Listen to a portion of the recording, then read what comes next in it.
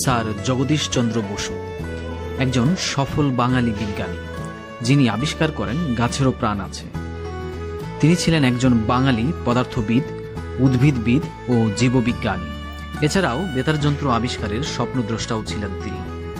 এই গুণী বিজ্ঞানীর জন্ম 1858 সালের 30 নভেম্বর ব্রিটিশ ভারতের বেঙ্গল প্রেসিডেন্সি অঞ্চল তথা বর্তমান বাংলাদেশের মুন্সিগঞ্জে। মুন্সিগঞ্জের শ্রীনগর উপজেলার রাড়িখাল গ্রামে স্যার জগদীশ চন্দ্র বসুর পৈতৃক বাড়ি।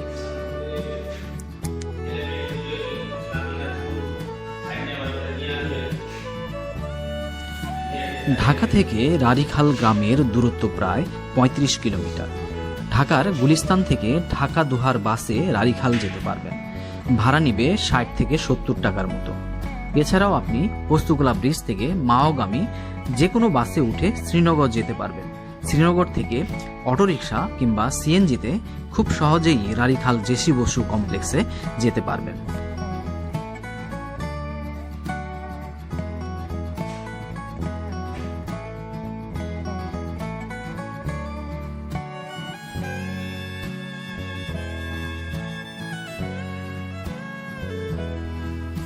স্যার জগদীশচন্দ্র বসুর বাড়ি এখন বাংলাদেশের অন্যতম একটি প্রত্নতাত্ত্বিক নিদর্শন।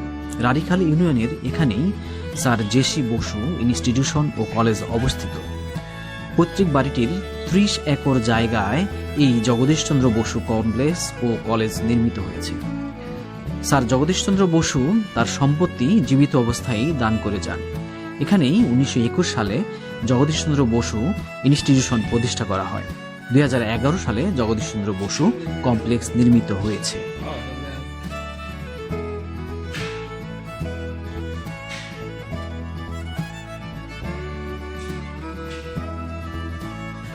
এখানেই স্থাপিত হয়েছে জগদীশচন্দ্র বসু স্মৃতি জাদুঘর, পশু পাখির মোরাল, কৃত্রিম ঝর্ণা, পাহাড় ও সিঁড়ি বাঁধানো পুকুর ঘাট।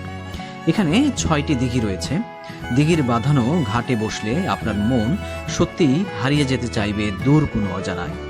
সব মিলিয়ে এখানকার প্রাকৃতিক পরিবেশ খুবই চমৎকার। শান্ত শীতল পরিবেশে মানসিক প্রশান্তি খুঁজে পাবেন এখানে।